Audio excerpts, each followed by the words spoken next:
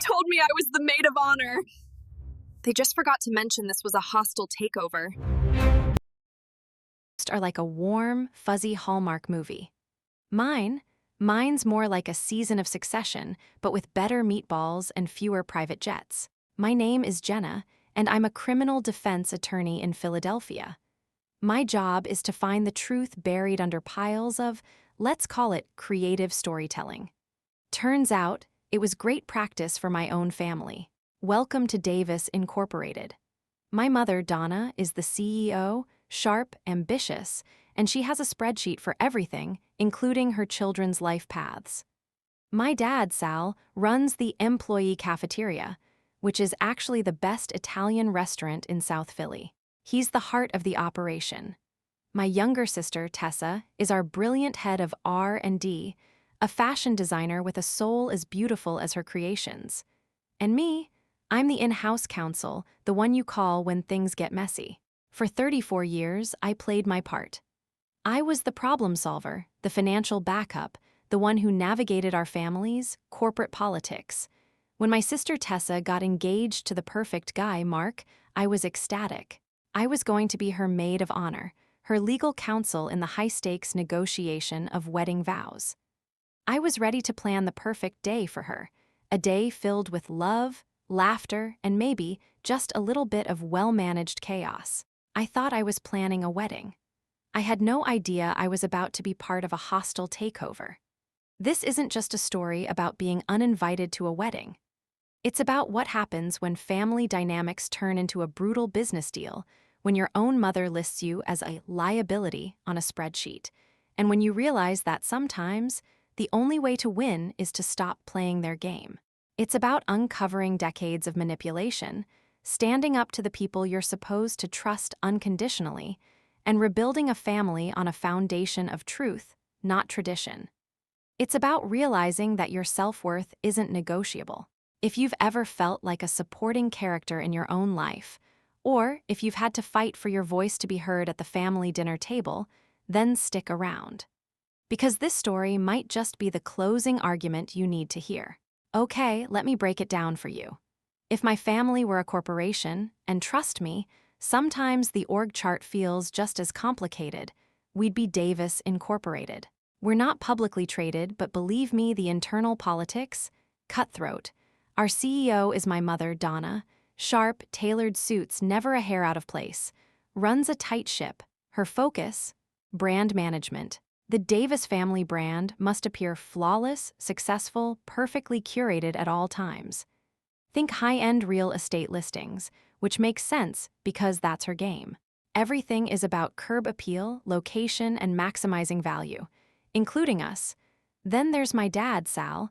He runs the employee cafeteria. I mean, he owns Sal's Place, the best old-school Italian restaurant in South Philly. Guy makes a meatball that'll make you want to confess your sins. Dad's the heart of the operation. He's all warmth, zero corporate strategy. He just wants everyone fed and happy, and preferably not yelling. God love him, he's been trying to keep the peace with the CEO for 30-plus years. It's a tough gig. My younger sister, Tessa, she's our brilliant head of R&D, research, and design. A fashion designer. She's creative, she sees beauty everywhere, she's got this incredible talent, but sometimes the creative department needs a little protection from the C-suite, a little seed funding. She wants approval, especially the CEOs. And me, Jenna, I'm the in-house counsel, 34 criminal defense attorney. My department handles damage control, crisis management, mediation, and quite often the emergency line of credit. I'm the fixer. Always have been. This isn't something that just happened, it was carefully constructed. Our whole life has been about the Christmas card photo. The photographer she to have, the one who shot for Philadelphia Style magazine, was only available on the second Saturday in July. So there we are, 95 degrees, humidity you could swim in, standing outside in coordinating wool sweaters, Dad sweating gravy. Tessa's hair is frizzing into its own zip code, and we're all fake smiling around a prop wreath. Why? Because, quote, the light is perfect, and we need to get these printed by October. Forget comfort, forget logic, the needed its Q4 holiday card secured by Q3. You do not mess with Donna's deliverables. Family dynamic brand image. I remember one year, Mom decided we needed the perfected brand. It's how she introduces us too. At any event, any function, it's never, "This is my daughter, Jenna." It's always, "Oh, and this is my daughter, the lawyer." Like it's my corporate title. Not "This is Jenna, she makes a mean lasagna," or "This is Jenna, she still cries at dog commercials." Nope, it's the title, the asset, the brand extension. It conditioned me, to be the capable one. The one with the answers, the one with the checkbook. When Tessa was trying to get her fashion line off the ground a few years back, she had these amazing designs, real talent. Mom, the CEO, looked at the business plan and declared it a risky investment. Said fashion was a hobby, no guaranteed return on investment. Donna actually uses terms like ROI in casual conversation. I'm not kidding. So I had just closed this huge case, got a decent bonus, and I put that money straight into Tessa's studio. My got her the space, the machines, the first run of fabric. Because that's Tessa. And you back your sister, that's just. What you do, I saw the talent, not the risk analysis. I saw my sister's dream. RO if financial support. And that's the thing. You don't really audition for your role in a family, right? You just sort of get cast. Once you're cast as the competent one, the fixer, the responsible one, the script rarely changes. You show up, you hit your marks, you bail out the plot holes.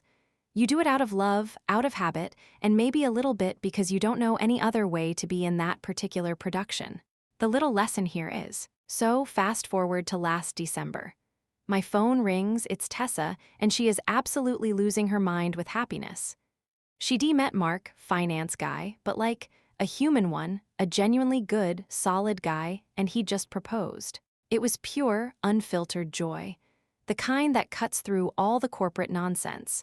We're both crying and laughing, and then she says, "Jenna, you have to be my maid of honor." Seriously, I need legal counsel. I need a bodyguard. I need someone to make sure I don't sign away my firstborn or a kidney in the vows, and also to hold my dress while I pee. You're my person. And I said, absolutely. 100%. No retainer required. I was all in. My sister's wedding.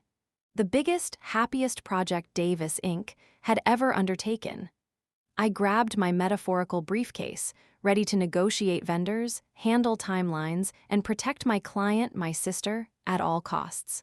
I was ready for contract disputes. I was ready for budget overruns. What I wasn't ready for, the CEO deciding her in-house counsel was suddenly persona non grata. I didn't realize that the wedding wasn't just a project. It was about to become a hostile takeover. So, I had my legal pad ready. I had a list of charming, unique venues in Philly that Tessa had mentioned loving, art galleries, historic lofts, places with character. Places that actually felt like her. We were supposed to spend that weekend touring them, sipping coffee, dreaming. It was all set. The wedding planning was supposed to be our project, but I underestimated the CEO. Donna doesn't do projects. She executes hostile takeovers.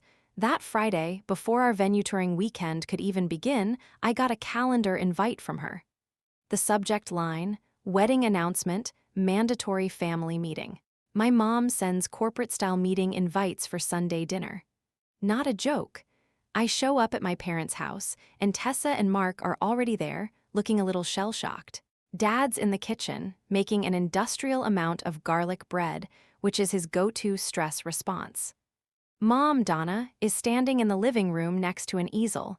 An easel, like she's about to pitch a new tech startup. She taps it with a perfectly manicured finger and says, "Good, everyone's here. I have some wonderful news. I've secured the Bellevue Hotel for June 10th. Silence. Just the sound of my dad aggressively buttering bread in the other room. The Bellevue is old-school Philly money. It's beautiful, it's grand, it's insanely expensive, and it is the absolute opposite of anything my sister Tessa has ever wanted. Tessa finally pipes up, her voice tiny. "Mom, that's really generous. But Jenna and I were going to look at some places this weekend." Mom gives her that radiant, unyielding smile. Darling, I know. But the event manager is a friend of a friend. They had a last-minute cancellation, and I had to act fast. Besides, and this is the killer line, the Hamiltons will appreciate the level of class. We have to think about the merger of the two families. The merger. She called my sister's marriage a merger.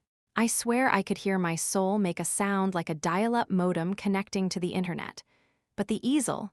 Oh, we have to talk about the easel. She flips the page, and there it is. A full-blown PowerPoint presentation, printed out and mounted on foam board. The title slide read, "The Davis-Hamilton Wedding, a Strategic Vision. I am not making this up." There were slides. There was a slide for the approved color palette, champagne, ivory, and a touch of distinguished navy. There was a slide with a strategic guest list, categorized into family assets, social connectors, and legacy contacts. I think my childhood best friend was probably listed under miscellaneous. Tessa was just sinking lower and lower into the couch cushions, looking like she wanted the earth to open up and swallow her whole. Mark, bless his heart, was trying to be supportive, nodding along, but his eyes had the glazed-over look of a man who just realized he wasn't just marrying a woman. He was being acquired by a corporation.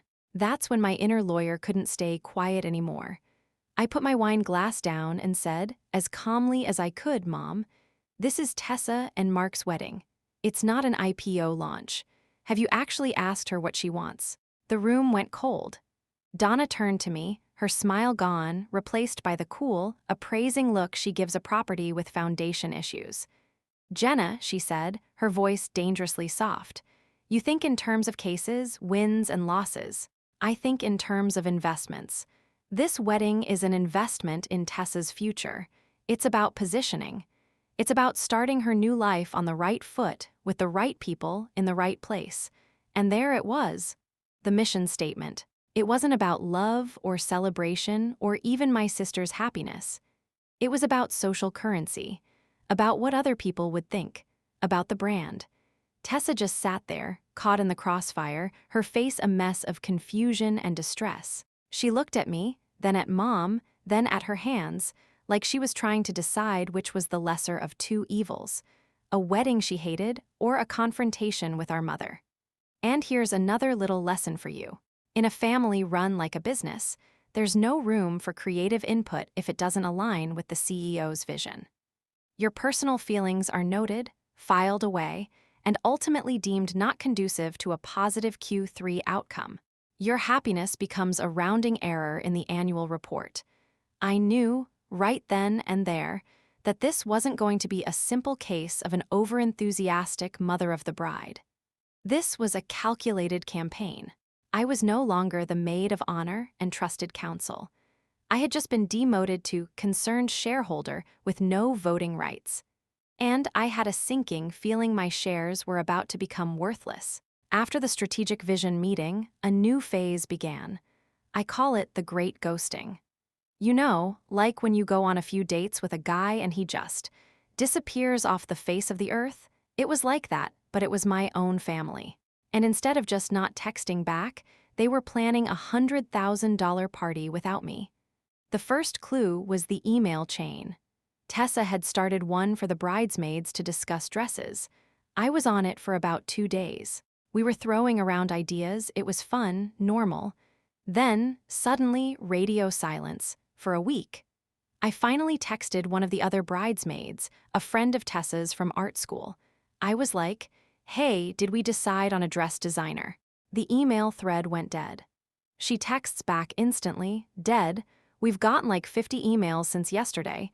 We just confirmed the fitting for next Tuesday." My blood ran cold. I checked my spam, my trash, every folder. Nothing. I had been quietly, surgically removed from the conversation.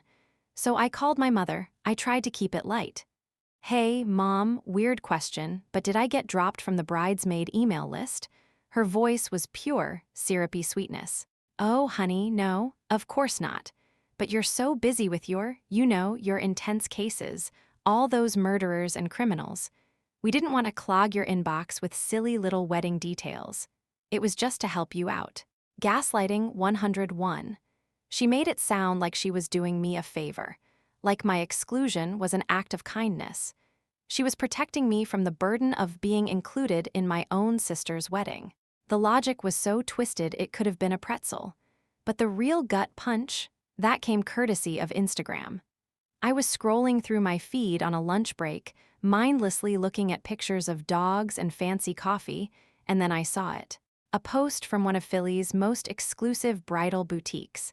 It was a picture of Tessa, looking absolutely radiant in a wedding dress. She was surrounded by my mom and two of Mom's real estate buddies, all of them holding champagne flutes, beaming. The caption read, "She said yes to the dress.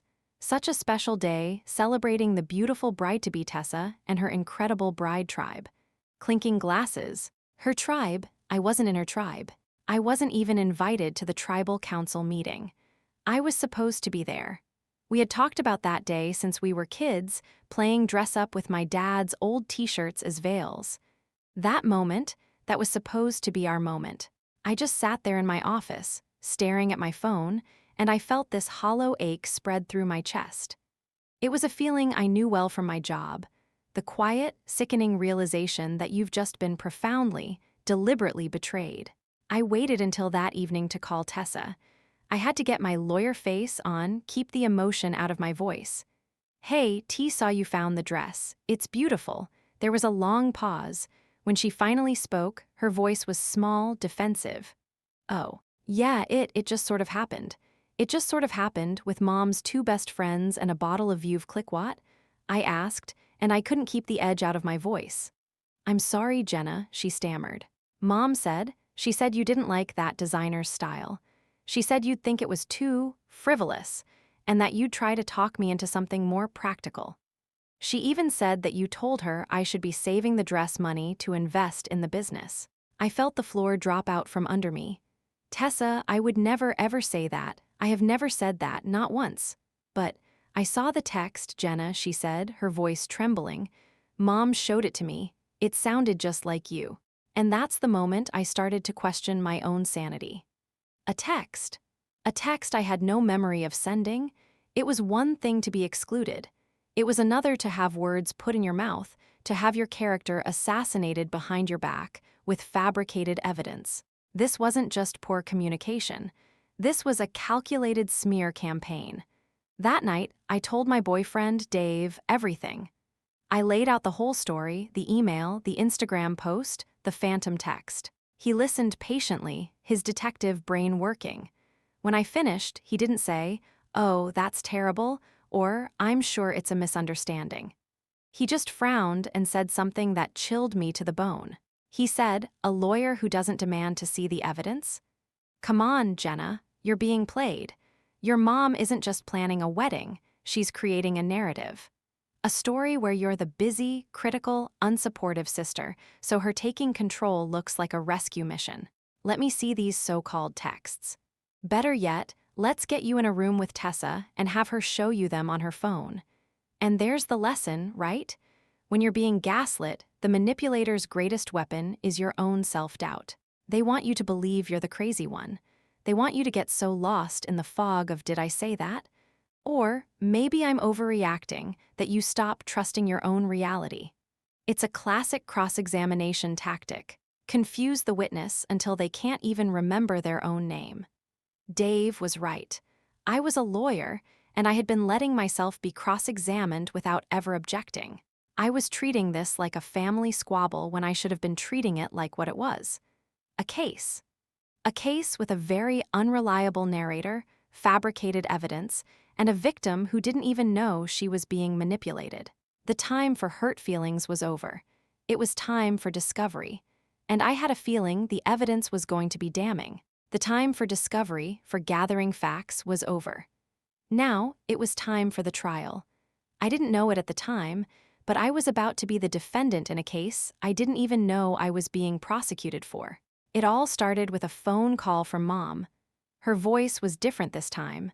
Not sweet, not condescending. It was conciliatory. "Jenna, honey," she said, "I feel like we've been so disconnected lately. Just the two of us, let's have dinner tonight. At Del Frisco's. My treat, we need a real mother-daughter talk." Del Frisco's, the high-end steakhouse, the place you go to close a deal or celebrate an acquittal. It was a power move, but the offer of a mother-daughter talk was the bait. And like a fool who wanted to believe in the possibility of a plea bargain, I took it. I put on a nice blazer, mentally prepared my opening statement about communication and respect, and walked in, ready for a negotiation. What I walked into was an ambush. It wasn't just my mother. Seated at a corner booth, looking deeply uncomfortable, were my dad, Sal, and my sister, Tessa. It wasn't a dinner, it was a tribunal, a kangaroo court.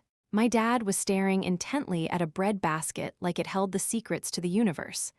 Tessa wouldn't look at me, her eyes were red and puffy. And my mother, Donna, sat there with the posture of a judge about to deliver a life sentence. She waited until the waiter had taken our drink orders before she began. She folded her hands on the table, leaned forward, and her voice dropped into a low, serious tone. "Jenna," she began, like a prosecutor addressing the jury, "we're here tonight because your involvement in this wedding has become problematic." There's that word, problematic, the corporate HR way of saying you're the problem. Your negative attitude, she continued, ticking off points on her fingers, is casting a shadow over what should be a happy time. You question every decision. You disapprove of the venue, the guest list. I held up a hand. "Hold on. When did I do any of that?" "You don't have to say it, we can feel it," she shot back. "And more importantly, you're making Tessa second-guess herself. You're eroding her confidence with your constant need to be the expert, the one who knows best." I looked at Tessa. She was tracing patterns on the white tablecloth, a single tear rolling down her cheek. This was the most twisted part. My mother was accusing me of doing the very thing she was an expert at. I decided to respond as I would in court, address the allegations directly. "Mom, you say I have a negative attitude. I call it due diligence. You say I'm eroding Tessa's confidence? I call it trying to ensure my sister actually gets the wedding she wants, not the one you've engineered for your social portfolio." I leaned in a little. "You want to talk about expertise? About connections? I had lunch with Judge Patterson yesterday. The one you tried to get an introduction to for 3 years, we talked about his boat. You want to lecture me on the importance of networking?" A flash of anger in her eyes. I had scored a point. She had lost control of the narrative, so she went for the kill. She took a deep breath, recomposed her face into a mask of solemn concern, and delivered the final blow. "Listen, Jenna. Mark's family, the Hamiltons, are important people. This union is a significant step for our family. We simply cannot afford any drama, any unpleasantness." She looked from my dad to Tessa, a silent command for them to fall in line. "So, we've all agreed. We've all agreed." The 3 words that signed the execution order. "It's better for everyone if you don't attend the wedding." The air left the room. The clinking of silverware from other tables faded into a dull roar in my ears. I looked at my dad. He was still lost in that bread basket, a monument to avoidance. I looked at my sister, my best friend since she took her first breath. Her shoulders were shaking with silent sobs. She whispered my name, Jenna, but I didn't let her finish. In that moment, something inside me clicked. The hurt, the confusion, it all crystallized into a single point of cold, hard clarity. This wasn't a family. This was a hostile witness. And you never let a hostile witness control the narrative. I looked directly at my mother. A small, humorless smile touched my lips. My voice came out steady, professional. The voice I use in front of a jury. "Objection, Your Honor," I said quietly. "You're leading the witness." The confusion on her face was, I have to admit, a little satisfying. Then I stood up. I smoothed down my blazer. I looked at the 3 of them, my judge, my jury, and my executioner, and I delivered my own verdict. "Consider my services," I said, making eye contact with each of them, terminated. And I turned around and walked out of that restaurant, leaving them in a stunned, absolute silence. I didn't look back. In my line of work, you learn that once the verdict is in, the trial is over. You don't stick around for the commentary. And the thing about being disbarred from your own family, it's a painful, gut-wrenching, soul-crushing kind of freedom, but it's freedom nonetheless. and I was about to find out exactly what I was going to do with it. I walked out of that steakhouse into the cool Philly night, and for about 5 minutes I just let myself feel it. The anger, the betrayal, the sheer mind-numbing absurdity of it all. I let it wash over me. And then I went to work. Not my day job. My new job, liquidating my emotional and financial assets from Davis Incorporated. If my services were terminated, then so were my contributions. All of them. This wasn't about revenge. This was asset reclamation. First call, 8 a.m. the next morning, was to a small, independent fabric studio in Fishtown. Tessa had designed her own bridesmaid dresses. They were stunning. I was so proud of her that I'd fronted the entire cost for the custom fabric and the seamstress. A little go, Tessa. Gift. I called the owner. Hi, Maria, it's Jenna Davis. Regarding order number 74B, yes, the Davis wedding. There's been a change of plans. I need you to halt production immediately. I'll cover the cost of materials used to date, but my financial backing for this project is withdrawn, effective immediately. It was brutal, but clean. Next, a quick email. Tessa and I had a verbal agreement that after the wedding, I was going to make a significant investment into her fashion line to help her expand. I typed, Tessa, given recent events, my previously discussed capital investment is now off the table. I wish you the best of luck in securing future funding. Short, to the point, no emotion. The last one was the hardest, an email to my dad. I loved my dad, but his silence at that dinner was a form of complicity. He enabled the CEO. For years, I'd been quietly sending him a check every month, a little something to help with the rising costs of running his restaurant, something Mom never needed to know about. The subject line was, monthly contribution.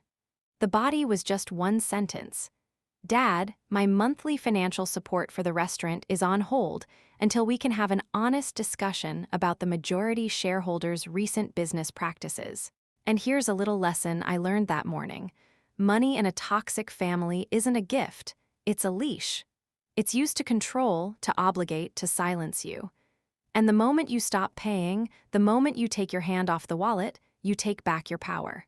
It's not petty. It's setting a boundary with the only language some people understand: consequences. While I was busy with my financial restructuring, my boyfriend, Dave the detective, was starting his own investigation. He'd called Mark, Tessa's fiancé. Dave's approach was simple. Mark, my girlfriend is a rock and your future mother-in-law just managed to crack her. Something's not right. We need to see the evidence. Mark, who was a data analyst, apparently had the same gut feeling. He was smart. He knew that Tessa was being pulled in 2 different directions, and he was tired of seeing her miserable. So the 2 of them, the detective and the data guy, formed an unlikely alliance. The bromance of truth, if you will. Mark got Tessa's phone. He knew that just looking at the messages wasn't enough. He needed to go deeper. He used his tech skills to access her iCloud backups, looking for inconsistencies, deleted files, anything out of the ordinary. And that's when they found it. Digital footprints. They discovered that someone had logged into Tessa's iMessage account from a desktop computer, a MacBook Pro. The same MacBook Pro my mother uses for her real estate business. They could see it all. The original, kind messages I had sent, which had been deleted within minutes of arriving. And then, new messages, written from the MacBook, sent from Tessa's account to her own phone to make them look like they were from me. It was a digital smear campaign, meticulously executed. My mother had been impersonating me to my own sister. But that wasn't even the plot twist. Oh no. The real bombshell was a file they found buried in a folder on Donna's cloud drive. A folder labeled Wedding. Inside was a single Excel spreadsheet. The file was named Wedding Guest ROI. I wish I were kidding. It stood for Return on Investment. Dave sent me the file. I opened it on my laptop and I felt sick. It was a list of every potential guest, with columns for relationship to family, social standing, profession, and the most disgusting one of all, projected gift value. My own aunts and uncles were being evaluated like stocks. But then I saw it. At the bottom, there was a separate tab, a tab that wasn't a guest list. The tab was labeled Liabilities, and on that tab there was only one name. Mine. Next to my name were notes: volatile, unpredictable, resists corporate vision, potential for brand damage, high financial contribution, but comes with high emotional cost. She had literally run a cost-benefit analysis on her own daughter, and I had been deemed a bad investment. All the pieces clicked into place. The gaslighting, the exclusion, the lies, it wasn't random. It wasn't an overzealous mom getting carried away. This was a premeditated, calculated business decision to cut a liability from the books before a major merger. My phone rang. It was Dave. "You see it?" he asked. "I see it," I said, my voice barely a whisper. "This isn't a family problem anymore, Jenna," he said, his voice grim. "This is evidence. And now we go to trial." He was right. The discovery phase was complete. We had the documents, we had the data, we had the motive. And I knew exactly where the trial was going to be held: my office. The home field advantage. It was time to depose the CEO. In law, there's a process called a deposition. It's where you sit the opposing party down in a conference room, under oath, and you ask them questions. Hard questions. You present evidence. You corner them with their own lies until the truth has nowhere left to hide. I decided it was time to depose my mother. I sent a single, formal email to my parents. Subject: urgent financial meeting regarding the Davis-Hamilton wedding. I requested their presence at my law firm at 6 p.m. on Thursday. The setting was crucial. This wasn't going to be a shouting match in the living room. This was going to be on my turf, my courtroom. Thursday at 6 p.m. they arrived. My office conference room is intimidating. Floor-to-ceiling windows overlooking the city, a long mahogany table, cold leather chairs. On one side of the table, me, Dave, Tessa, and Mark. Team Truth. On the other side, Mom and Dad. They walked in, Mom looking annoyed, like this was an inconvenience, Dad looking like he'd rather be anywhere else on earth, probably wrestling a bear.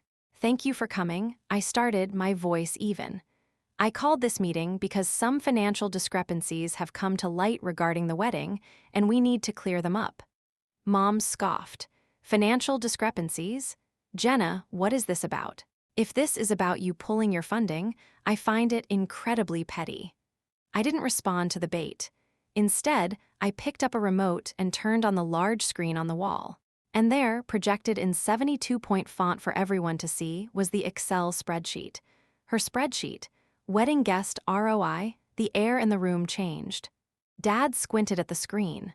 Mom's confident smirk faltered for a fraction of a second. "Mom," I said, my voice dangerously quiet, "I have a few questions. First, can you explain the methodology behind your projected gift value column? It seems you've estimated Aunt Carol at $200, but Uncle Mike only at $100. Is that based on their income or just general generosity?" She was speechless. Her face went pale. Where did you get that?" "It was found during discovery," I said, using the legal term. "But let's move on to a more pressing matter." I clicked the remote. The screen changed to the second tab, the one labeled in bold, red font, Liabilities, with my name right under it. "Mom," I asked, my eyes locked on hers, "can you explain to the room why I, your daughter, the maid of honor, am listed as a liability to my own sister's wedding? And perhaps you can elaborate on the notes here. Volatile, resists corporate vision. Potential for brand damage. The dam broke. This is an invasion of my privacy." She shrieked, standing up so fast her chair scraped against the floor. "You hacked me. This is illegal. You've all conspired against me." "It's not illegal to access a shared family cloud drive," Dave interjected, his voice calm and firm.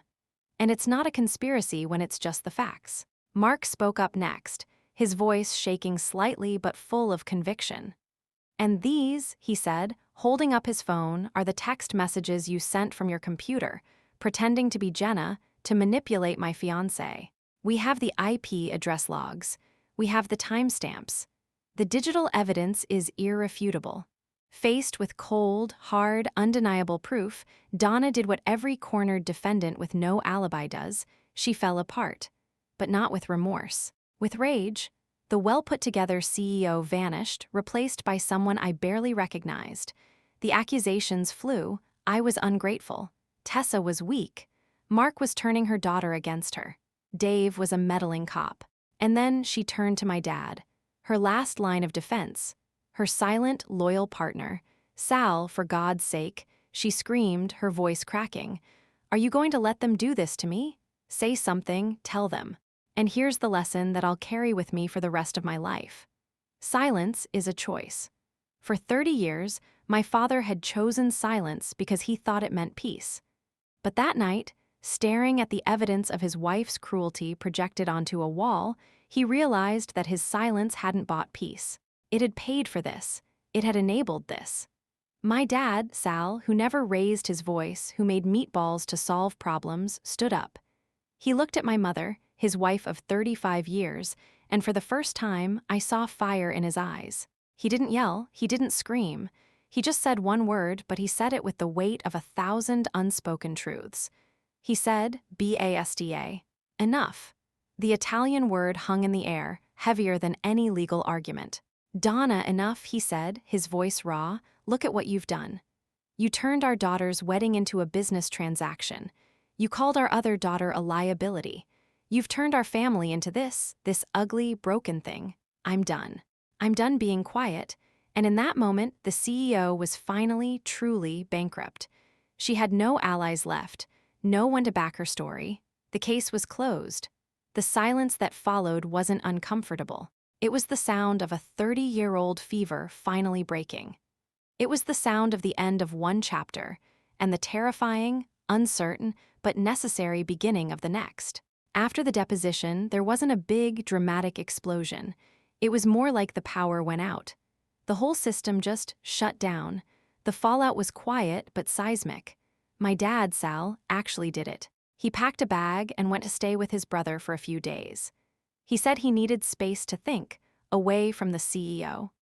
For my dad, a man whose entire universe was contained within the four walls of his home and his restaurant, this was the equivalent of launching a mission to Mars. It was a clear statement. The old terms of his partnership with my mother were no longer valid. Donna, stripped of her authority and her allies, was completely isolated. She tried calling, texting, first with anger, then with tears, then with accusations. But for the first time, no one was picking up the phone. Her social capital within her own family had crashed to zero. The biggest change, though, was in Tessa. It was like watching a flower that had been growing in the shade finally get some sunlight. With Mark by her side, she found her voice. She went to see Mom and laid down the new terms. She told her, calmly and firmly, that she, Donna, was no longer in charge of the wedding. She could attend, as a guest, the mother of the bride. But all decisions, from that point forward, would be made by Tessa and Mark. The merger was officially dissolved. It was going back to being a marriage. A few days later, my phone buzzed. It was a text from Tessa. Just 3 words, cheesesteak, Pat's, or Gino's. It was the most normal, sisterly thing she had said in months. It was an olive branch, wrapped in greasy paper and smothered in cheese whiz. We met up. It was awkward at first. We sat there, picking at our fries, the silence thick with all the things that had happened. There was no big, tearful, movie-style reunion. Real reconciliation isn't like that. It's messy.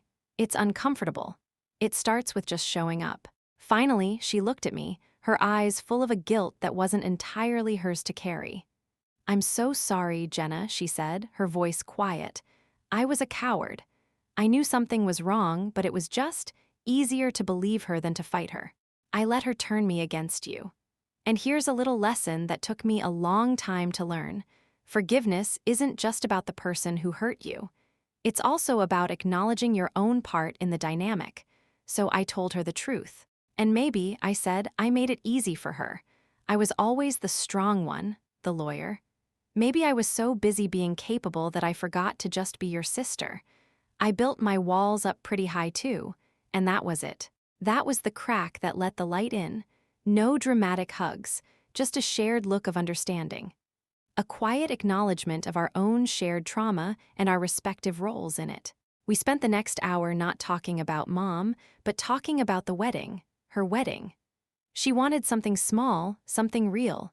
She talked about maybe having it at Dad's restaurant, with fairy lights and a great band, surrounded by people who actually loved them. Her face lit up as she described it. I hadn't seen her look that happy in months. Before we left, I had to make one thing clear. This was our plea bargain, our deal moving forward. Okay, I said. So, about the bridesmaid dresses you designed. The fabric is still waiting for you.